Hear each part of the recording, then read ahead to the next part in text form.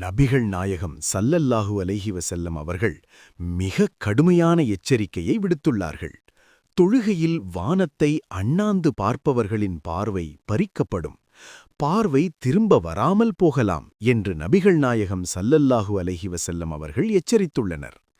தொழுகையில் மக்கள் வானத்தை நோக்கி தங்களின் பார்வைகளை உயர்த்தக்கூடாது, இல்லையேல் அவர்களின் பார்வைகள் அவர்களிடம் திரும்பி வராமல் போய்விடக்கூடும், அதாவது அவர்கள் பார்வையற்றவர்களாக ஆகிவிடுவார்கள் என நபி ஸல்லல்லாஹு அலைஹி வஸல்லம் அவர்கள் கூறினார்கள்.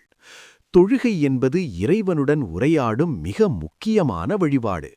அந்த நேரத்தில் கவனச்சிதறல் ஏற்படுவதையும் வானத்தை நோக்கி பார்ப்பதையும் இஸ்லாம் ஒரு தவறான ஒழுக்கமாகவும் தொழுகையின் மாண்பை குறைக்கும் செயலாகவும் கருதுகிறது.